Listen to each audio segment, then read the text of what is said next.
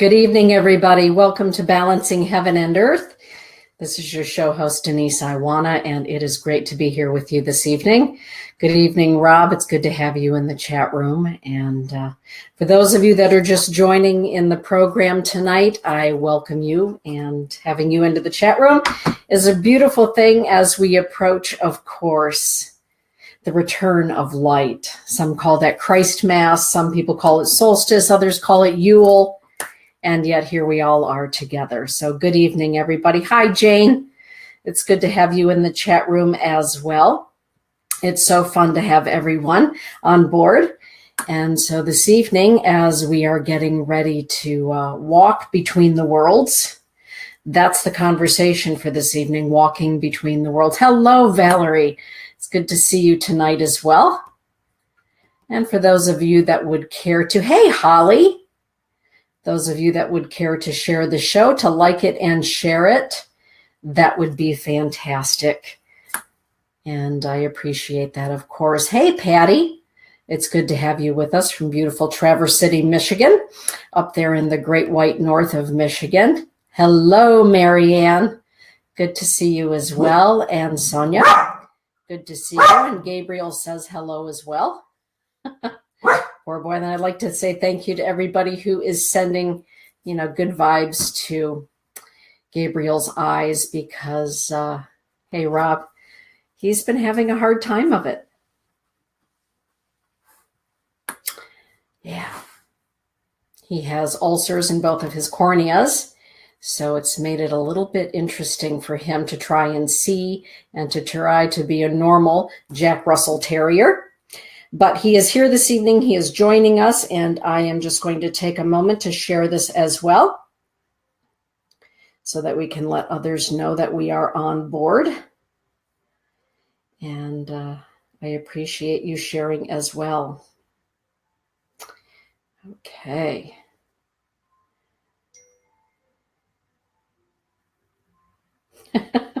Oh, it's been a day. It's been a day of walking between the worlds, and we'll get to that. For certain. It's been one of those days that even before my eyeballs were open, things were already rocking and rolling and life was happening and I would soon find out about it. And it's all about walking between the worlds and knowing that we are never, ever, ever alone. All right. And so with that, everybody, welcome to the show. I always try to make sure that everybody gets in before we really get rocking and rolling. And tonight, as it always is on Wednesday evening at 8 o'clock, this is a conversation. This is a give and a go, a way of having conversation during showtime and discussion. Oh, thank you for that, Marianne. As my little buddy, he's getting older. Merlin, my little Yorkie, is almost 15 years old, and Gabriel is well over 10 years old. And, sometimes they just, at a certain age, right, things begin to wear down a little bit and wear on them. And that's where we are right now. So with all of your good wishes, I know that Gabriel will be doing much better. And already in the past day, he's been able to open up his left eye more than he was. So thank you. The power of prayer, as we know, is potent. It is magnificent, and it changes lives and brings about miracles. So it's good to have you. Hey there, Carla Jo Worth.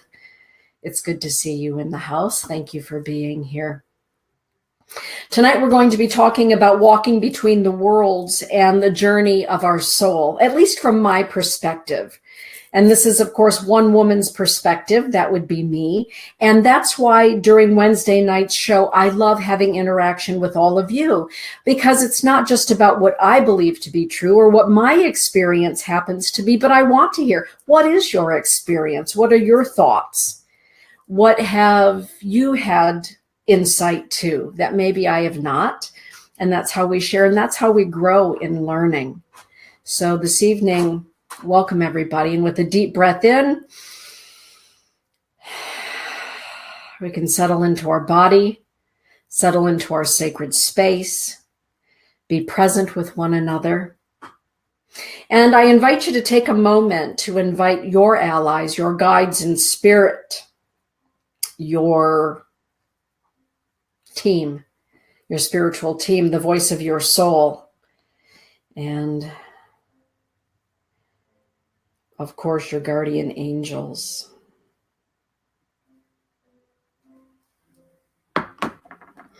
This morning, before I even managed to roll out of bed, hey, Nicole Werner. Hey, Lucy. Hi, Lucy girl. And Nicole, I received a wonderful package in the mail, and I want to say thank you for that. What a wonderful treat. What a wonderful treat. Thank you. And I'll be saying more about that to you. But I wanted you to know that it was received and it is appreciated. And thank you very, very much. For me, the journey of the soul is about each and every one of us committing on the other side of the veil, as they say, or in our soul body, to having a human experience. And we often hear the phrase, we're spiritual beings having a human experience.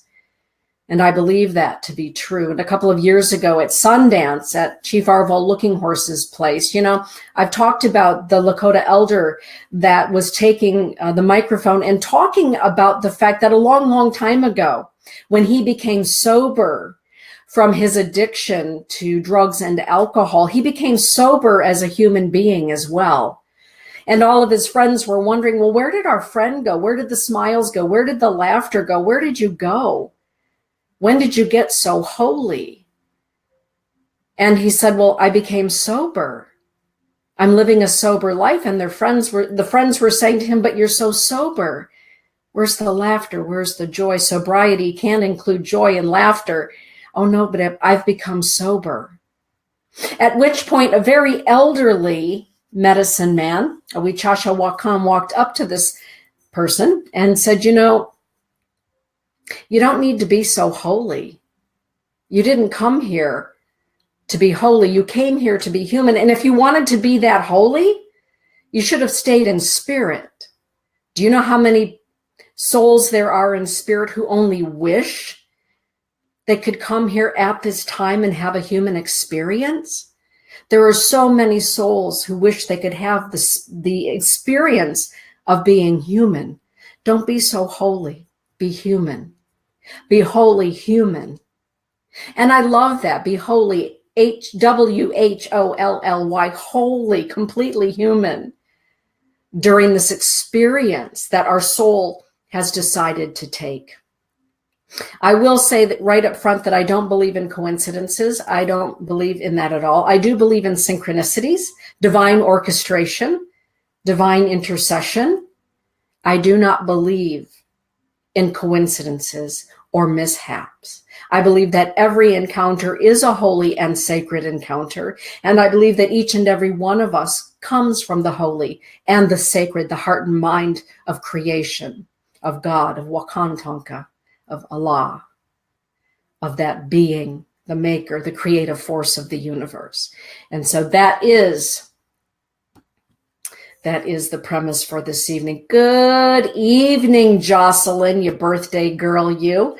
Everybody, it is our friend Jocelyn's birthday today. So happy birthday to you, Jocelyn. Thank you for coming here. To have this soul journey with you is a beautiful thing. So thank you for being here, and thank you for the light that you shine here on the earth plane.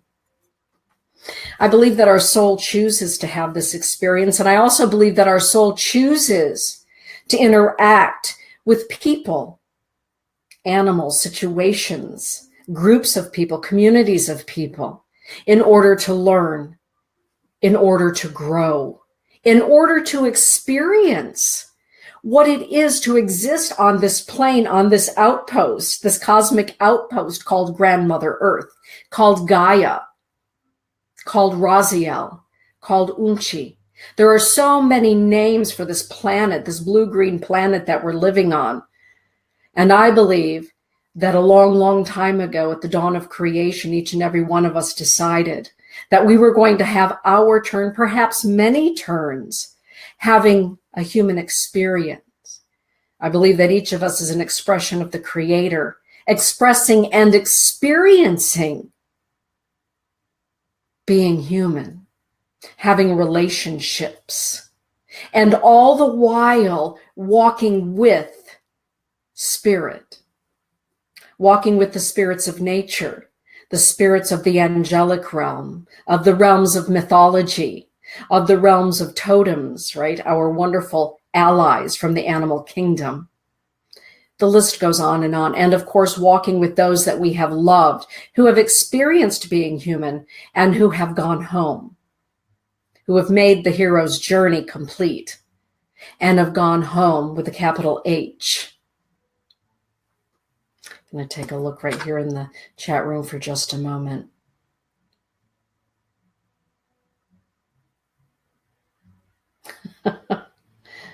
Yeah, Rob, thank you for that. Yeah, some people do believe in coincidences. That's funny. Yeah.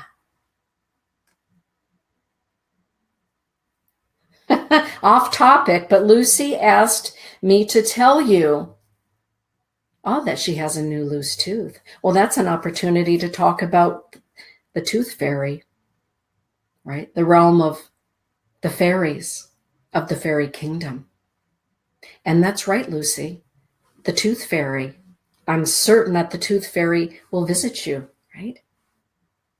So that's not off topic, actually. The fairy kingdom, the realm of the fae, of nature, is very, very real. Last night, Lucy, I spent the evening with Santa Claus and Mrs. Santa Claus. Me and a group of my friends and 40 young people, ages 1 to 17, and their parents and their grandparents. We all got together with Santa and Mrs. Claus. He came in from the North Pole. He did. And he brought stockings and he brought gifts. I believe. And so thank you for bringing that up. Out of the mouths of babes, isn't it? Hello, Candy Sue. It's good to see you as well. Thank you for being here tonight. The journey of the soul in having a human experience is not for the faint of heart, weak in constitution, ninnies, or unbelievers. It just makes it way too difficult if we're any of those things. Having this human experience is what I believe. I believe Joseph Campbell was right. It's a hero's journey. It's something that we embark upon the moment of our birth. In fact, the moment of our birth is the moment that we begin to prepare ourselves to go home. We are all, as Ram Dass would say, walking one another home, with a capital H, walking one another home. And in the interim of this amazing gift of human life, we encounter friends, family, teachers, people who challenge us. Our teachers come in many forms, as they say. We experience groups of people, communities of people, lovers, people that we only see for maybe a minute or two. Isn't it amazing how sometimes we can meet somebody for just a brief moment and our life has changed? Heck, isn't it amazing how we can meet somebody via BeLive TV, via Facebook, and our life has changed? It's enhanced. I believe that all of these sacred and holy encounters that we have with one another, including the encounter that we're having this evening, is divinely and gracefully orchestrated. This morning, oh my goodness, right at the before the crack of dawn here in Michigan, I got one of those phone calls that no parent ever wants to receive. It was a phone call from my daughter Elise, and all I heard on the other end of the phone were tears and, "Mom, I've totaled my car. I need you." And it's one of those moments where you sit up in bed and you try to gather your wits about you and ask the question, "Honey, where are you? What happened?" "Well, Mom, I'm here and there's car parts and things are leaking all over the road and what do I do?" "Honey, dial 911. Mom, I need you to come get me." "Okay, sweetheart." And so driving to get her, to find her, she hit a deer going 60 miles per hour, full bore, hit this deer, a doe, and totaled her car. And being my daughter, when I arrived there, her first thought to me was, I hope the deer went home smoothly, went home safely, with tears. I've learned in all of my years that nobody comes into this lifetime without being in the company of angels. And I've also learned in this lifetime that no living thing leaves the earth plane without being in the company of angels, including our four-legged and feathered and creepy crawly and finned friends. Everything is born with light and allies of light. We call them angels. And we walk with angels during the course of a human lifetime. And at the end of any given physical lifetime, the angels are there as well to take us home to that life after life. And so she and I sat there for a moment waiting for the state trooper to arrive. And he arrived, and he was a very wonderful young man who helped her, who called the tow truck for her. And as many of you know, last year at this time, my former husband died unexpectedly. Elise and Dane's father died unexpectedly. His name was Steve. His nickname was Steve-O or Big Steve. Those were the names that most people called him. And of course, my kids, Dane and Elise, are lonely for their father, particularly at this time of the year. They're young, and their father passed at a very young age. And wouldn't you know, when the wrecker driver pulled up, he had on his company jacket and a big old patch on his chest with his name. And his name was Steve-O. Steve-O. His nickname as well. And Elise looked at me, and I looked at Elise. And we didn't talk about it in that moment. We didn't talk about it in that moment. We finished up the business with the state trooper and with Steve-O. And I took her to work. She works for a chiropractor, so she was able to get adjusted and have her body worked on. And then she called me. And she said, Mom, did you notice the name of the man who came to us from the and I said, yeah, I did see who that person was. His name was Steve-O. And she started to cry. She said, Dad was there, wasn't he, Mom? I said, he was there, and he made sure that of all the drivers driving wrecker cars and trucks in that morning, in that moment, the one wrecker guy that was going to show up for you, his name was Steve. And not just Steve, but Steve-O. She said, life is pretty amazing, isn't it, Mom? I said, it is, sweetheart. And she said, and what about that deer, Mom? I said, I believe that that deer gifted you with its spirit, with its generosity of spirit, the gentle spirit that says, go easy on yourself, have an easy path, go gently, walk gently, even through your own mind, Elise. Go gently. And this whole time she was weeping, and she was saying, Mom, life is just amazing. I said, life is amazing, sweetheart. She said, how can we even make this stuff up, Mom? And I said, you can't make it up. Life is so amazing, you cannot possibly make any of this up. Well, no one would believe this. And I said, you'd be surprised, honey, how many people do believe, and how many people know that the spirit of Santa is alive, the spirit of nature is alive, that those that we love who have gone home are very much alive without this physicality, this envelope called a human body. Many believe. Not everybody talks about it, but many believe. Well, my angels must have been with me too, weren't they, Mom? Yes, sweetheart, they were with you. And just before this show tonight, we were still finishing up the conversation. She's still trying to digest. She said, it really is a miracle, isn't it, Mom? All of these things that happen to all of us.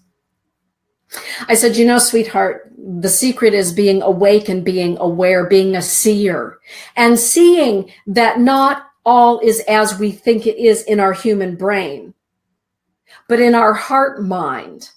When we can begin to see and feel and understand with our heart mind is when we really begin to see and to feel and to understand that walking between the worlds means just that, walking between the worlds, understanding that we are spiritual beings, we are soul beings, captive inside a human vehicle in order to experience the fullness of earth.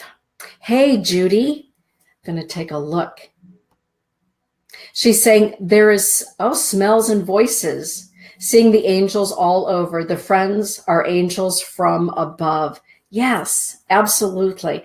We can smell angels. Sometimes people will say to me, Denise, I could hear something in the room. I could see a bright light shimmering over here. And it felt to me very warm, very inviting, very loving. Denise, do you suppose that could be angels? The wind chime just started to chime. All of a sudden, there's not a breath of air outside, and the chimes began to chime, and all of a sudden, I felt very comforted. I felt very warm, very alive, very awake, very aware, very loved. How do we know when we're in the company of angels, of spirit? I always say to people that the best litmus test really is the way we feel in our heart, the way that we feel in our heart. Sometimes we can't explain the unseen world. We call them allies. Allies can be guardian angels. They can be animal spirits. They can be those that we love who have gone home. They can be those that exist in all of creation that have never experienced having physicality. We are never, ever alone. Ever alone. Sometimes we can smell the presence of spirit. Sometimes we can feel it. Sometimes we can hear it. Sometimes we can taste it. Sometimes we can see it. Sometimes we dream about it. And sometimes those that we love on the other side will send a messenger, like Steve-O today. And sometimes we can be the messenger. Sometimes we get the tap on the shoulder that says, Marianne, will you just reach out to so-and-so today? Will you just, call them, text them, reach out? Only to hear or to get a text back that says, oh my goodness, thank you for reaching out. I needed to hear from you today. I needed to see your face today. I needed to hear your voice today. How did you know that? And sometimes we might say, well, I'm not really sure how I knew that, but somehow I knew that. And intuitively, I just knew that I needed to reach out to you. Sometimes we're the messenger. Sometimes when we pay attention to the voice that says, pick up the phone. Don't just text, pick up the phone. Dial, speak. Send a letter. Tell somebody that you love them. Pick up the phone and tell them that you love them. Do that. Sometimes on the other side of the veil, there's this wonderful conspiracy of grace that comes knocking on our door and compels us or inspires us to write, to draw, to create, to speak, all of those sorts of things. Let me take a little look here. Carla Jo, I've been smelling sweetgrass. Oh, the last 2 or 3 days. I have none in that part of my house and haven't burned any for nearly a month. Yes, so spirit will reach out to us with smells like that. Absolutely. Holly is saying, when I used to change my niece's diaper, she would smile and point up to the ceiling at something. Oh my goodness, babies and young children are so in tune. Absolutely, Holly. Yes. Yes, yes, yes. Hey, Nikki. Hey, Catherine Harrison. Yeah, that's right. Hi, baby. I got you. No doubt about that. And Rob is saying, I sent for a smooth transition. Thank you so much for that, Rob. That's right. We're constantly interacting with spirit. And those that are awake and aware are consciously aware. Consciously aware. I am always aware. Just as I'm sitting here right now in my office, I am consciously aware that I am not alone in this room. Who is with me? My guides in spirit, my totem allies, of course, guardian angels, my higher self, my soul, and those that I love who have gone home, those that care to be here with me in this moment from home are all here with me. I set sacred space before I do any of my shows, just as I set sacred space before I teach, before I write. Always creating a sacred space, because life, I believe, is a sacred journey. This morning, as I was sitting there waiting for the state trooper and Elise to wrap up what it was that I was doing, my sister, my Chue, Barbara, called. Now, mind you, it was 7 o'clock in the morning in Michigan, which means that it was 5 o'clock in the morning in South Dakota. 5 o'clock in the morning in South Dakota. And I received a phone call. He hane washte is what I hear on the other end. He hane washte. I said, he hane washte, Chewy. What are you doing up so early on top of the telephone pole? What are you doing? She said, Spirit told me that I needed to call you right now. So I picked up the phone and I'm calling you. What's going on? Why am I calling you, Mitankala? What's happening? And I told her, I said, your niece just, had an accident. I think she's totaled her car because it's all over the road. She seems to be okay, in shock. And I'm certain she's going to be very sore, but she's alive. Oh, she said, I'm going to pray for her. I'm going to pray for her right now, and I'm going to pray for that deer. I'm going to pray for everybody right now so that everything is taken care of very smoothly. And then we talked for a moment about some things that are going on in South Dakota today. And I thanked her for listening to the voice of Spirit and for picking up the phone. She said, tell my niece that I'm thinking about her and that I love her. And so when Elise got in the car, she said, who are you talking to? I said, I'm talking to your Auntie Barb, or I was. She's calling from Mr. Haney's telephone pole out there in Petticoat Junction. And Spirit told her she needed to call at this time. And Elise just shook her head.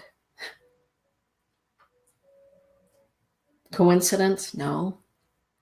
There's this divine thread, this weave, as Amantha Murphy calls it, that connects you and me. And it's not only the web thread that's connecting us right now, but there's an energy thread. There's an energy thread. To those of you that are listening to me right now and watching me, to those of you that are going to be watching me later, today or tonight or tomorrow or a year from now, there's this wonderful weave, this tapestry of love energy that says in this given moment, I need to hear what it is that she's saying, and I need to hear what it is that others are offering in the chat stream, because there's a thread of something in there that my soul needs to hear in this moment. Needs to experience a remembrance that I need to have in this moment. So I'm going to tune in now. That's exactly what I needed to hear, people will say to me. Maybe it's a comment that you're making on the thread. And that's why I invite that when we're all together to communicate in this way. Patty is saying, I smell tobacco smoke. A lot like a cigarette. Spirit, absolutely. And sometimes I will say to people, did you have a relative, a loved one who smoked while they were incarnated in physicality? Because sometimes our loved ones or friends will let us know that they're with us because they will send cigarette smoke or pipe smoke as a way to let us know that something is different. Something is different. Sometimes people will say to me that they're thinking about a loved one, and all of a sudden the loved one's favorite song begins to play on Pandora or on the radio or iTunes. It just pops up. How does that happen? Everything is energy. Everything is energy. And when our soul and spirit energy decides that it's going to have a life of physicality here on grandmother Earth, the spirit, the spiritus that inhabits our body, that animates it, that divine spirit, that light within, exists in a human body. It also exists in fur and feathers and fins. Everything that's alive is alive with the breath and the light and the energy and the love of creation. When the physicality goes, the spirit remains. The light, the love remains.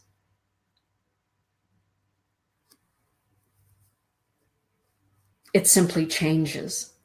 It transforms. We go on throughout the ages. What changes is our form. What changes is our form. Carla Joe, wolf is my birth totem, and dragon, a couple of them, hang around when needed, as well as a menagerie of others. Yes, let's talk about that. I think it's pretty safe to say, hey, Kelly Spencer, how are you? It's good to see you. I'm glad you got Dad home okay. That's right, Lady Hawk. I am with you. No doubt about it. Feathers, fur, and fur. That's right. All is animated by Creator, including us. Including us. So when we decide that we're going to have this experience, I believe that we also not only decide that we're going to have perhaps certain people in our lives, depending on conditions. I don't think that everything is perfectly scripted out. I really don't. But I do believe that when we decide on this plane of choice, that we're going to go right or we're going to go left or we're not going to go at all, we're just going to be stuck, that there are experiences that happen based on our free will choices. And I believe that we also decide that we are going to walk in the company of angelic beings. And I also believe that as we become awake and aware, what's drawn to us and to our journey are other beings that draw near. And I'm not saying that those people that are not awake and aware, because again, we are all very aware of people that are, I call them asleep at the wheel of life. They're just doing their thing, going along. Maybe they're happy, maybe they're not happy, maybe they're neither. They're just going along until the day comes. Their epiphany day comes. Sometimes it's a day of epiphany. Sometimes it's a day in the Garden of Gethsemane, right? When we're brought to our knees and all of a sudden we realize there's got to be more. Or we have that moment of epiphany when an angel appears to us. We have a moment of epiphany when we can feel the presence of a loved one with us. We have a moment of epiphany in our dream world, where maybe an eagle comes, or maybe that eagle comes to us when we're outside and we're praying, particularly when we're praying on behalf of another. An eagle, Wombly, all of a sudden shows up. That's a blessing. And we begin to realize. And the more awake and aware that we become of the presence of spirit, the more spirit understands that we've become awake and aware of them. And a relationship begins. And the relationship builds and it deepens and it expands. It expands. For myself, since I was a very young girl, I've been able to see angels. I've been able to see those that have supposedly died. The only thing that's died is their flesh, because eventually that gives out. I've always been able to see. And I remember at 15 years old asking the priest, the parish priest, Father Kussler, how that was and why that was. You know, Father, why is it that I can see and smell and hear and sense and know and see things that aren't human, but I know they exist? And I remember Father looking at me and saying, there are more than angels that exist in the realm of spirit, Catherine Therese. That's my confirmation name. There are more than just that.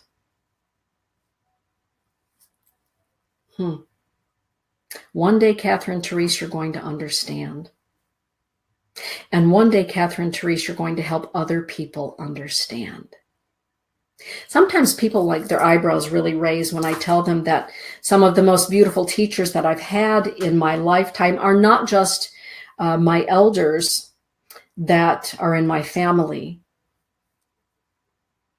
but a group of elder nuns, Catholic nuns. And Sister Irene Mary, if you happen to be listening tonight or watching tonight, one of my greatest teachers and mentors is Sister Irene Mary McDonald. And Angie, you're watching, and you had her for English class there at Catholic Central High School here in Grand Rapids, Michigan. She taught me a long time ago in my 30s and 40s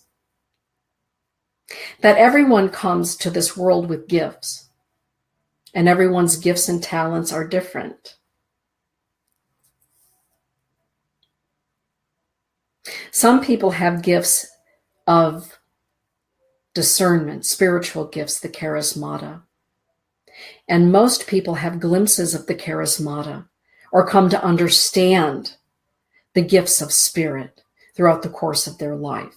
For me, I believe that my soul chose to come into this incarnation seeing and feeling and hearing, having the gifts of the spirit, the charismata, so that I could help other people understand this ain't the whole enchilada, this physicality that we have, that there's far more to what's going on, and there's far more to the human understanding of what is going on.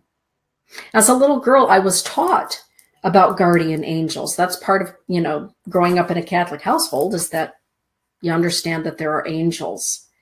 I was also able to see those angels, to hear those angels. Sometimes they talk to me right out loud. Sometimes they talk to me in an inner voice, in an inner knowing. Sometimes they send music. Sometimes they send animals. Sometimes they send beings that I've never seen before. Sometimes they send beings that are simply pure, beautiful light. Kelly saying, he came into your life at a good time, Dee. I remember that. I was 15 and Kelly and I were BFFs there in Minnesota. And nobody could tell me why it was. I guess nobody was really ready to tell me why it was that I can see. And Father, bless his heart, was normally a crank. He was a crabby, sorry, Father, but he was a crabby old dude, except for that night. Except for that particular evening, he softened right up. When he noticed me sitting there still in the church. And he walked up and he said, Catherine Therese, why are you still here? Why are you not with the other kids? And I said, because, Padre, I have some questions. What I didn't know is that Father Cussler is an ordained exorcist. Boy, so that led to a whole other conversation. The world of spirit, he says, is every bit as real and, in fact, more real than the experience we're having in this human body. Catherine Therese, never forget that. All of us, when we take a moment just to say, in the morning, let's just say, some people will say, well, Dana, how do I even meet my angel? How do I know I really have one? Well, one of the easiest ways to even know that you have one is to, in the morning, when you wake up, say, good morning, angels. Good morning, guardian angel. Please give me a sign today that you're with me. Let me know in one way or another that you're with me. Or you can be more specific and say, can you send me a sign in the form of my favorite song? Can you send me a sign in the form of an eagle, of a blue jay, of a feeling? Can you come to me in my dreams so I'm not scared if I see you in my waking hours? Can you give me a sign? Can you just let me know? That's where we begin. Totem animals, totem allies. Those are usually animals that we are drawn to at a very young age. Very young age. Sometimes they are an animal that repeatedly presents itself to us. Some people will say, well, you know, Dana, it seems to me that I'm always having the presence of a horse in my dream time. Every time I go to sleep at night, and when I dream about animals, there are always horses in my dreams. And I don't have horses in my real life. I'm like, which life is real? Life is but a dream. This is a dream from the heart and mind of Creator. This is a dream that we're always dreaming. But in the dream time, it seems like they're always bringing me a message. They want me to understand something. Can that really be real? Because I don't have horses. I didn't grow up around horses. I grew up in the inner city. That's limiting your experience. The soul does not recognize time. It doesn't recognize that you grew up in an urban setting. It doesn't recognize that you grew up in the country. The soul recognizes that it is so expansive that it is experiencing all of that simultaneously. If it is true that we are all related and we all come from the same source of love and light, then we're all experiencing, aren't we, in some way, shape, form, or another. The person who is awake to seeing that walking between the worlds is something that we're always doing, either we're awake and aware of it or we're asleep to it, pays attention. If there's a specific animal that's always pecking on your window, if there's a particular color butterfly that always appears in your dreams, pay attention to that. If after a loved one crosses over and there's a specific animal that makes itself known to you, it keeps appearing. Pay attention to that. A long time ago, I began hearing this question.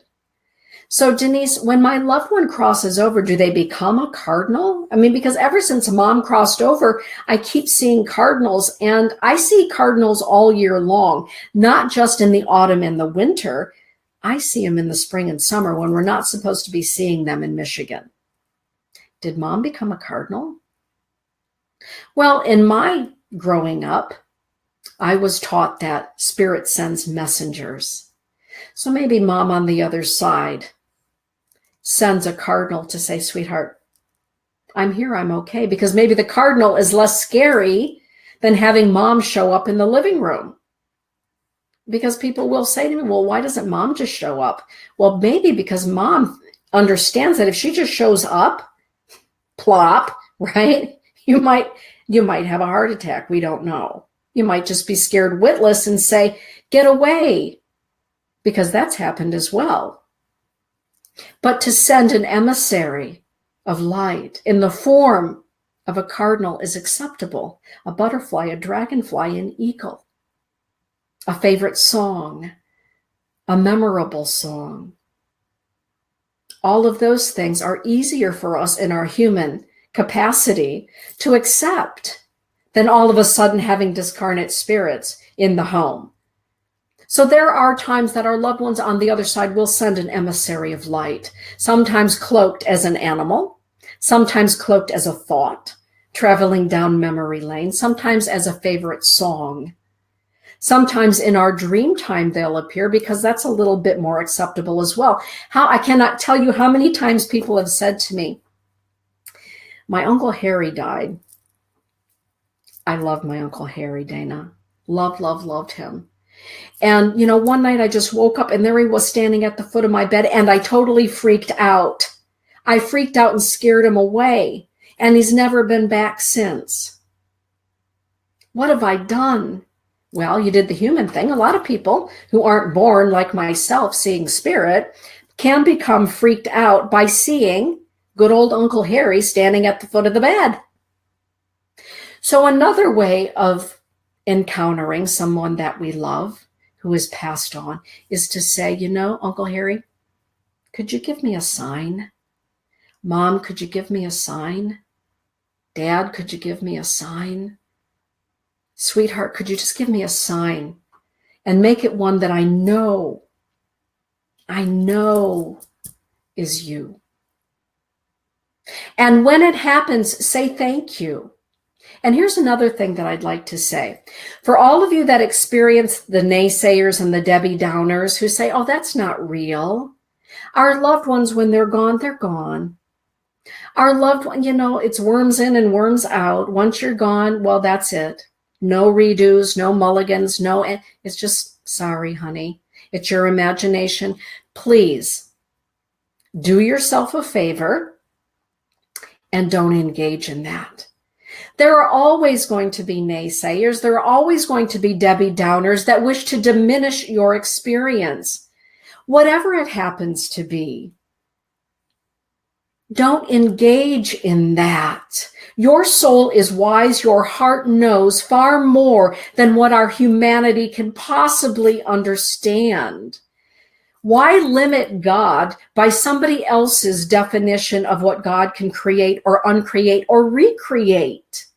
Don't limit yourself. Don't limit the Creator based on somebody else's opinion, ignorance, or lack of education, or willingness to try to understand. When we have a holy and sacred encounter, sometimes it's best just to keep that holy and sacred encounter to ourselves. Because not everybody is ready to understand that there are angels. Not everybody is ready to understand that our loved ones, without their physicality, go on and do give us signs that they are okay. I remember once, this was a doozy. One of my family members passed on, and I have an auntie up north who was going about, it was a very young relative that had passed on. And she was telling everybody in the funeral home that when you die, according to her religion and according to her minister, you are put in a frozen state of suspended animation. You are frozen. A state of suspended animation for millennia. And after millennia, then you are judged on X, Y, and Z. You get the picture. Well, one of my relatives walked up to me and said, Dee, Auntie just told us that is in a state of frozen, suspended animation. I said, what? What are you talking about right now? I was 23 years old at the time, maybe 22 at the time. And I walked up to her and I said, what exactly are you talking about? Well, my minister says, and I said, well, that's your minister's belief system. And why are you spouting it off to people who are mourning the loss of our beloved here in the funeral home?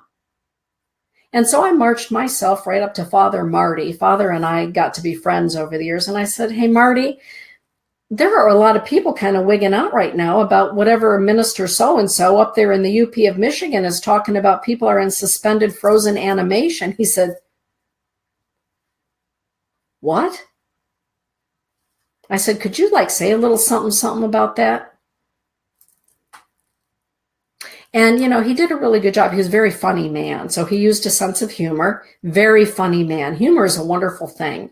And he talked about energy, for one thing, that you can't destroy energy, for those that were of a scientific mind, thinking about frozen, suspended animation or whatever that was, but talked about the love, the thread of love, everlasting life, the eternal mind.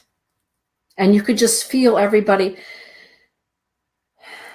take a deep breath. And I asked afterwards, one of my relatives, I said, which of those stories feels right to you? That we're born out of love and light and are eternal, and we come from God and we return to the heart and mind of creation, or that we come here for a certain amount of time with some variables. And when we're done with that, we are frozen in a state of suspended animation for a millennia, because we have to have a timeline apparently. Which of those feels right to you? Well, what Father said made more sense to me. It felt right in my heart. The other just confused me, and I thought, it scared me. The reason that I tell that story is that in my years, 55 of them now, of being with spirit as I'm human. I've not ever met anybody in a state of frozen, suspended animation, waiting for a millennia for somebody to come and give them the sorry, you're off the lot. So the whole point of the story is sometimes when we have a sacred encounter, sometimes we just need to and keep it in our heart, or be in a state of understanding our experience is our experience, so that when the Debbie Downer or the naysayer comes along, you can say, well, I appreciate that that's your thought, and let's agree to disagree. Let's just agree to disagree. All right, let me have a little look, see what's going on. Yeah, I don't know why a millennia. You know, I couldn't, that was my, what? A millennia? A millennia is a human, yeah. Love the very, exactly, Rob. That's the, really? You know, really walking between the worlds is about common sense. It's about common sense. And it's also about being comfortable in our experience. If somebody says to me, you know, Denise, I can hardly believe that you have those experiences. And maybe you have those experiences. And yes, nuns and priests acknowledge that you have those experiences. And your elders out on the reservation and, you know, the medicine men, and they train you and they talk to you and they teach you. But I can hardly believe. To those people, I say, okay, you can hardly believe. I know who I am, and I know my experiences are real, and my relationship with spirit, my relationship with my soul, with the creator of all things, is my experience. And every one of us has a unique, exquisite relationship and experience. The litmus test for me is it loving? Is it kind? Some of the most unkind people that I've known in my 55 years are those people who subscribe to a particular dogma from many walks that don't allow for an expansive understanding, new experiences, having conversation and dialogue. Some of those are the most cruel and unloving people that I've ever met in my life. And I know that many of you know exactly what I'm talking about. And some of the most loving people that I've ever experienced in this existence are people who have never set foot in a church or a synagogue or an ashram or a temple, but do sit out under a tree and appreciate the beauty of all of creation and understand that the wind, the trees, the flowers are all an expression of the Creator, to be loved and to be nurtured and to be respected. Carla Jo. Mom would wake in the middle of the night to find Grandma standing at the foot of the bed, just waiting to talk to her. Yes. And those experiences are universal. Holly is saying, agreed. Yeah. The only time is divine. That's right, divine timing. In my lifetime, I have seen things and experienced things, and people have been with me when these things occur.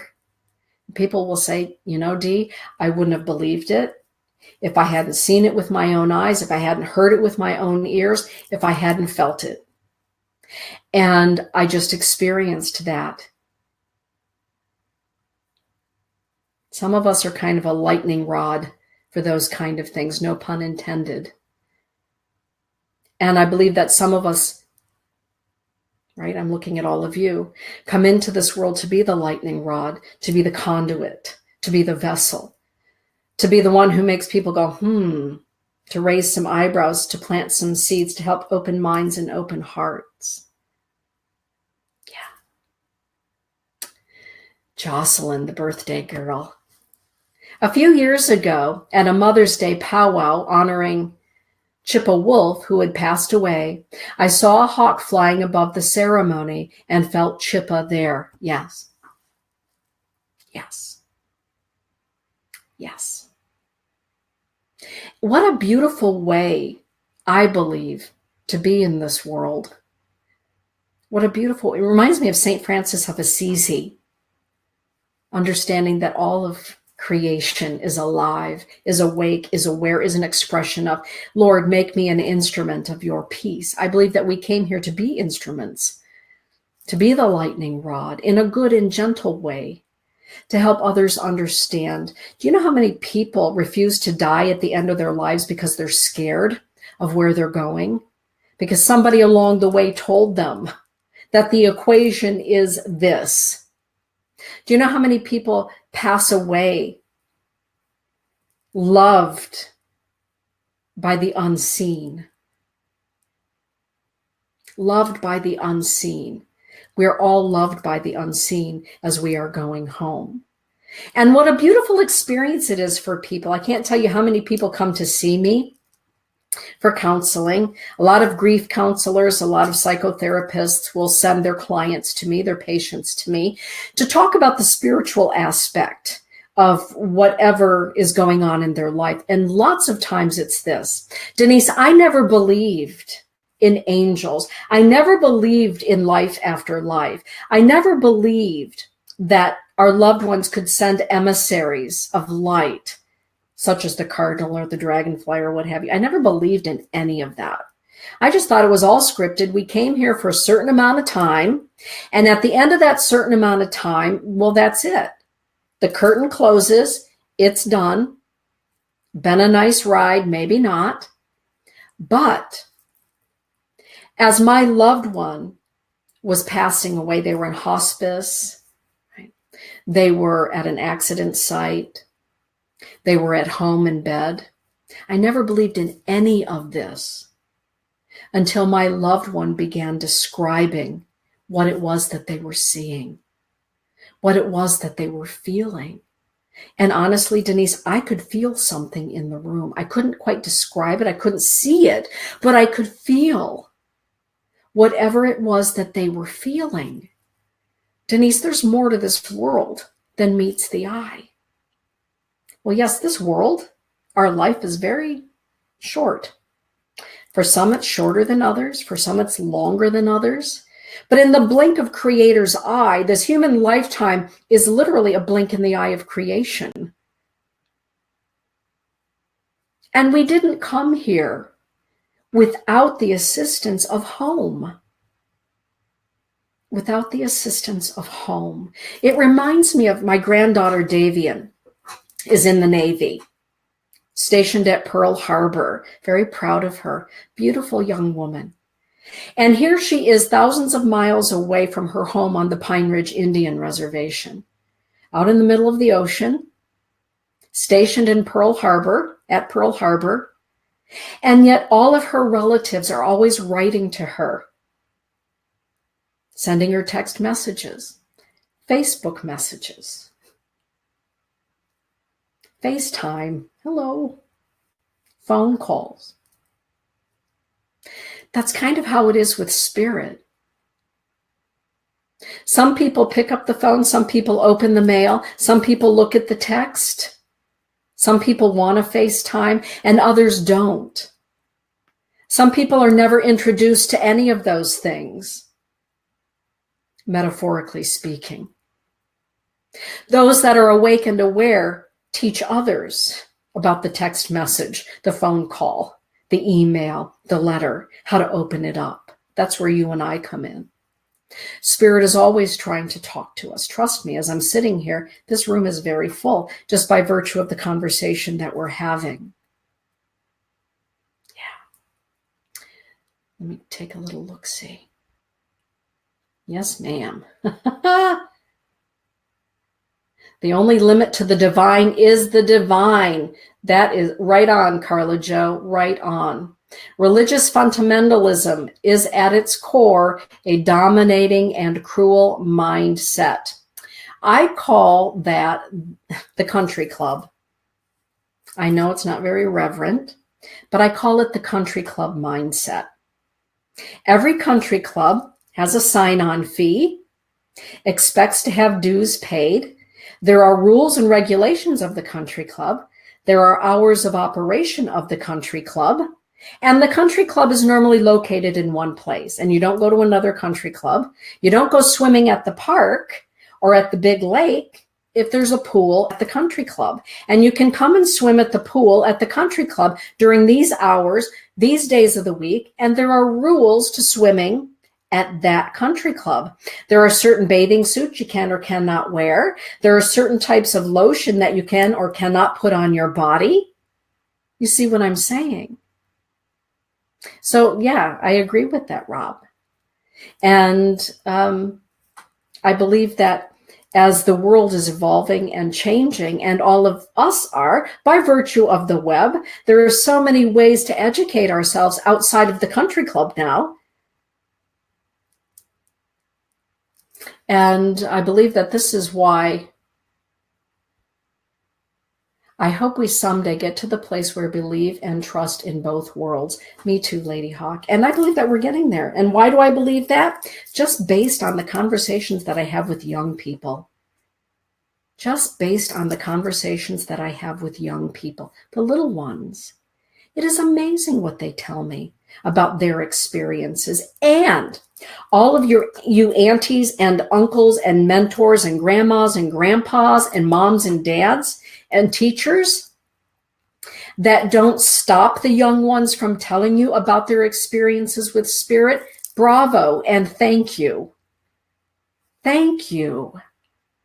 When I have a parent come to me and they bring young ones with them, and oftentimes it's because one of the parents has passed on.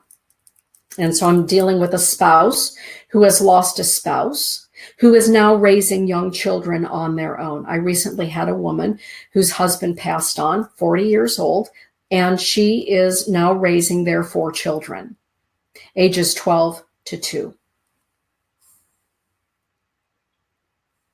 Some of the children, including the youngest, will say, Mama, I saw Daddy.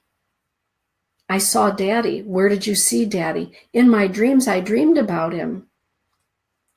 And my question always is, do you allow that child to express it to you?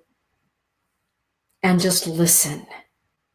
Well, yes, because Denise, the way that they express it, I know that what they're experiencing is real. Teachers nowadays, I love going into the classroom, as you all know. And recently I got to spend an hour with a group of 6-year-olds in a first grade classroom.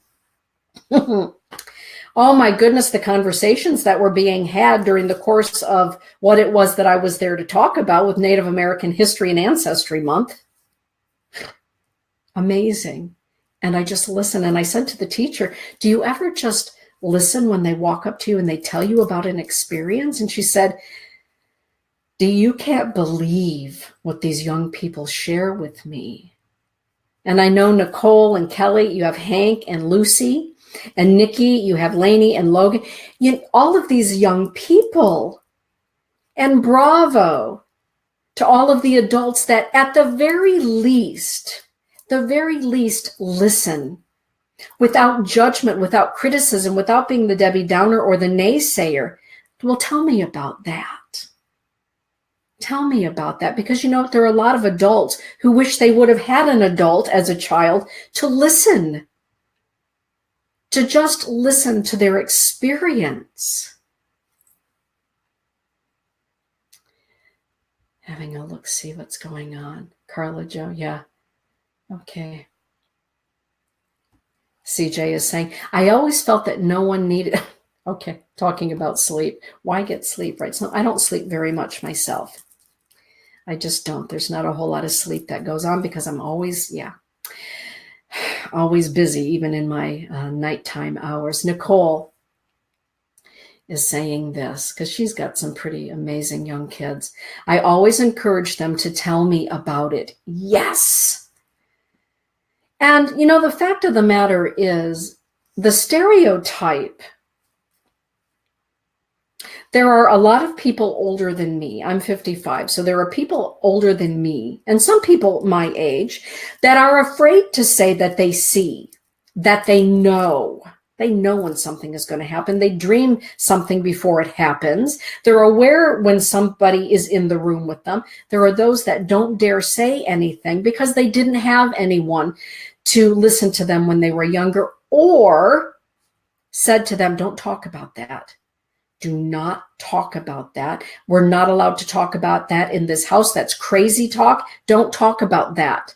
Many of those stigmas are now going away because of a greater understanding of the gifts of spirit, the charismata, versus mental illness. Mental illness is an illness. There are diseases of the mind. There are illnesses of the emotions. We know that, and there are doctors and there are protocols to help with that. It's no longer always just lumped in. Even when you look at certain religions, some that are more Pentecostal and spiritual than others, we can see the mystical traditions versus the very exoteric traditions. Sometimes we have to look maybe for the right church or the right synagogue or the right temple or the right spiritual path. We have to search. Just as I hope that everybody takes on responsibility for your health and your well-being. Well, this has been the family doctor for 50 years. So even though he's 120 years old, I need to stay with this doctor because, you know, great grandpa, when he came over on the boat, saw this doctor. So I'm obligated to stay with that doctor. He's pretty old though. Doesn't hear very well anymore. You're not obligated to stay with the same doctor that great-great-grandpa who came over on the Mayflower started seeing somewhere in the colonies 500 years ago, right? You're also not obligated to remain in the same religious dogmatic prison or prism or spiritual path because great-great-great-great-grandmother who lived in Yugoslavia in the 1400s said this is the way it's going to be and that's just how it is. No, we didn't come here for that. The journey of the soul is our journey. It's between us and Creator. And are we doing it with love? Are we doing it with love? Are we doing it with self-pity? Are we doing it with piety? Are we doing it with ego? All of that, right? Sometimes we do all of the above because it is human. Some people take up residency in one place or the other. But ultimately, are you living your life with love? If you are living your life with love and in a loving way, your relationship with spirit, with your soul is yours. Is yours. You know, when my kids were growing up, poor Dana and Elise, they get talked about enough on these shows, but I figure I had them. I was had them in the oven for 9 months and then gave birth and raised those two. So I can share some stories because I'm their mama, but they're okay with me talking about it. So just so you know. When it came time for them to be confirmed in the Catholic faith, because they went through First Communion and all those good things and came time for confirmation, that's when I said to both of them, I'm not going to confirm you in a religion that you may or may not want to be part of. And I'm going to leave that up to you. Because at this point in your life, you may decide that maybe you would rather take the Buddhist path. Maybe you'd rather take, I don't know, a Baptist path. Or maybe you decide that you want to become Jewish one day. It's entirely up to you. To which my son, at the ripe old age of 13, looked at me and he said, Mom, I think I'm done with all of that because frankly, Mom, the woods is my church. Being outdoors is my church. Is that okay with you, Mom? I said, well, I happen to believe that the woods, the outdoors, is the greatest cathedral to creation. I think it's magnificent, son. And if 30 years down the road you decide that you'd like to become a member of the Hebrew faith, I'm fine with that too. As long as you're doing it from a place of love, I'm fine with the fact that your church is sitting under a tree. I think that's pretty spectacular.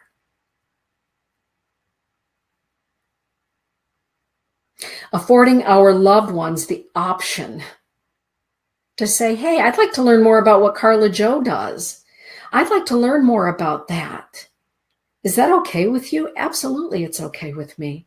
How else do we explore? How else do we find the many ways that we can dance with God, the goddess, mother, father, creation, our home, our essence? Allowing that. Yesterday, a very dear friend of mine, I asked her about her granddaughter, and she said, well, she's no longer my granddaughter. She's now my grandson. She came out and revealed to the whole family that she's never felt like a female. And we now call her by a male's name. And I said, how wonderful. And she said, Denise, it's the first time that I've seen my grandchild joyful, smiling, and happy. And I looked at her and I said, and how do her parents feel about that? She said, oh, his grandparents now and parents are joyful in his joy. And now she is becoming a he through therapy and through, medical therapies. And there's joy. How beautiful to help that young person who's a young adult come to the full realization of his soul's journey. The same, I believe, needs to happen with our spiritual journey, and affording the grace of that to our young people and ourselves. You don't have to see that old doctor that's crusty and old and, God bless. What a gift to be accepted as themselves. Exactly. And it has to start somewhere. And we as the adults and young people need to work together to allow that, to explore. Sometimes we can go over on this path and we find our way back on this path. Many of you know my daughter Elise, and she is open to all kinds of things. If there was ever an open young woman to all sorts of religious and spiritual and none of the above paths, it is my daughter Elise.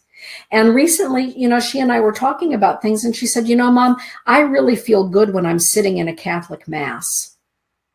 I feel really good about the music. I feel good about frankincense and myrrh. I like being in that. And I said, wonderful. Isn't that wonderful? Your soul feels good there. It's wonderful. We find creation, we find God in many places along the soul's journey. And I believe that that's the point of it, because from the moment we are born, I believe we begin the process of dying. And as we are walking each other home, there are signs along the way that home is near. And those signs along the way that I believe we're typically looking for are the signs of love. We're always looking for love. The soul's journey says God is love, and I'm going to try to find God so that I have a sense of equilibrium while I'm in this physical thing. I'm going to try to find God, which is love, because my soul knows that God is love, and I'm going to look for it because sometimes this journey is confusing, and you all know, and I know, sometimes we find God in all the wrong places, or we look for God in all the wrong places, don't we? And yet, is there a wrong place to find God? Mother Teresa of Calcutta, when that reporter asked her, how can you work in the streets of Calcutta with lepers? How can you do that? And she said, because every time I look into the eyes of a leper, I see the eyes of Jesus looking back at me. For myself, every time I look into the eyes of a living being, I see creation looking back at me, is how I put it. When I look at animals, even that little mouse the other day that I was talking about, I was looking at that little bitty mouse, and I'm thinking to myself, how wonderful is this? Look at this little creation. Look at this little creation that Creator made. And it's no lesser than me. and it's no greater than me. And I scooped that little bugger up, and no, I'm not going to take its life. No, I scooped it up, and back outside it went. Shoo, there you go with the rest of the mouses or mice. There you go. And sometimes, we have to love from a distance, but are we loving? Are we loving? And we find love, as they say, in all the wrong places, and we learn in all of those wrong, right, perfectly superb and pristine places, always right for the growth of our soul. And as we're looking for love and we get to the end of this journey, love draws near. The love of our friends, the love of our family, as we're getting ready to pass on. Last night, late at night, I received a message from a woman about a young woman, a client of mine. Bless her heart. This woman reached out to me and she said, my son was worried about this woman, and he went to check on her. Her son and her grandson are friends. And so the grandson went to check on this woman, a young woman, and noticed that the mail was overflowing. It hadn't been checked. Here in Michigan, West Michigan, we've received a lot of snow. There was no snow that had been shoveled or blown. And when he knocked on the door, no one answered. So he went to get a neighbor, and the neighbor knocked and no one answered. And they called the police, and the police went into the home, and this young woman had been deceased for nearly a week. And in that week, none of her family or her child that is living elsewhere or her ex-spouse checked on her. And so the question was, in conversation, was she alone? For 5-6 days, there she was. When she passed, was she alone? And the answer to that is no. No. There were great celebrations that were had on the other side. She's coming home. Let's gather. Let's be present. Let's bring her home. Will she send messages to those that she loved on the earth plane to let them know that she's okay? She already has. She already has. It's that communication thing called the web of love. Not the web as in the internet, but the web of love. And the vibration goes across the etheric web, and the message is received. Did she pass alone? Physically alone, yes. What was it that inspired that young boy to go check on his friend's mom? Just a feeling that he had that said, hey, maybe you need to go check on your friend's mom. Divine intervention, divine intuition, a knowing. A knowing. We're always walking between the worlds. Always. And we can either do it consciously, awake and aware, or unconsciously. But once you are awake and aware, you are always awake and aware. As Dr. Rabbi, he's a rabbi, Label Wolf once said, once you open the door to Creator, you cannot close that door. You always know. And what you know, you can't unknow.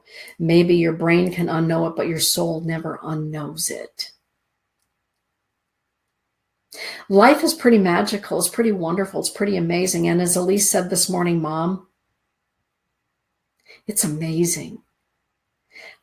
How can any of that happen? She said, oh, I know what you're going to tell me. Everything is alive, seen and unseen. Everything is an emanation of the creative mind, the heart and mind of the maker of the universes and the universes, including you. When your heart speaks to you, listen.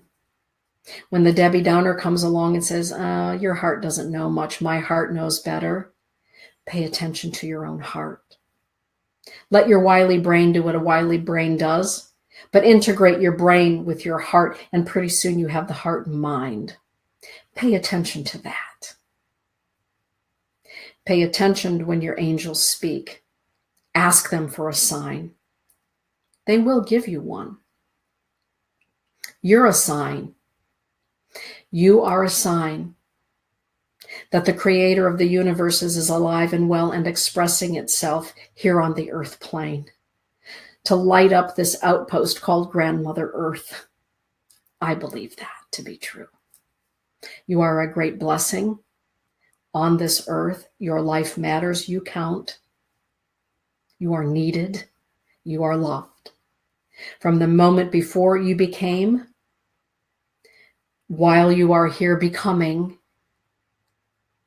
and after you have become and you go home, you are in the company of divine grace.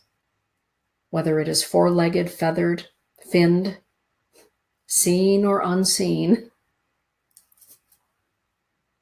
Rob. I remember as a music student during our semester project presentations hearing the story behind the naming of the Grateful Dead. It is a story worth study. There you go, everybody. That sounds like a fun little something for all of us to do. Thank you for that, Rob. Oh, thank you, Lady Hawk.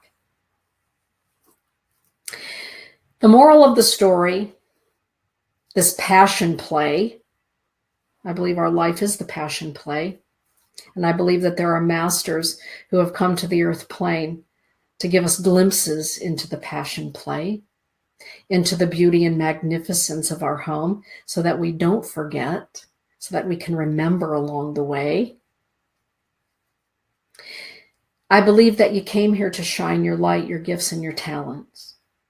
I believe that as you're shining and learning about those gifts and talents, that there are helpers in the seen world and the unseen world with so much love for you and your journey that they appear exactly when they need to appear.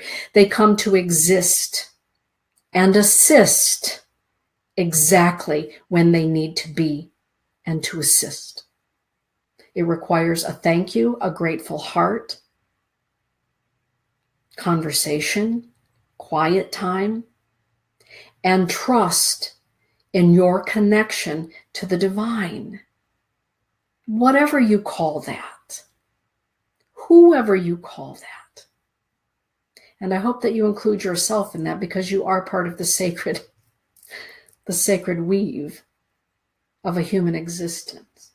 In 55 years, I've seen a lot of people who have come and gone home. Some of them are very near and dear to me. Some I never got to meet. I've seen angels. I've seen demons. I've seen beings that there are no words to describe. I've seen colors that there are no human words for. I've heard music that there is no way to describe except from the heart. I've been moved by artwork. I've been moved by poetry, by prayer, by seeing interactions in the physical and the non-physical world. I've had interactions with the unseen world that some people, quite frankly,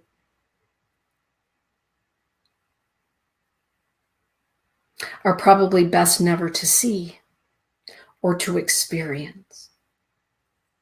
Some of it so glorious that my humanity cannot express it. My soul understands. Some of it so perturbing and disturbing that I don't speak about it. And what do we do with that?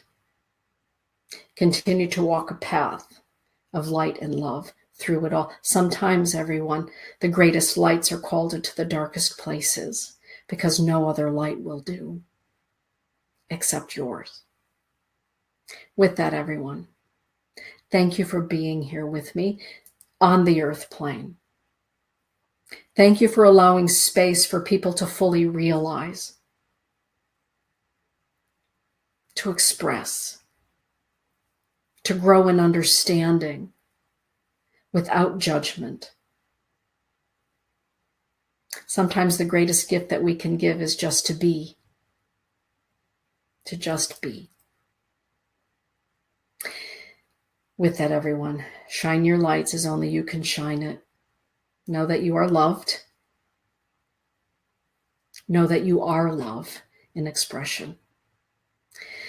Good night, everyone.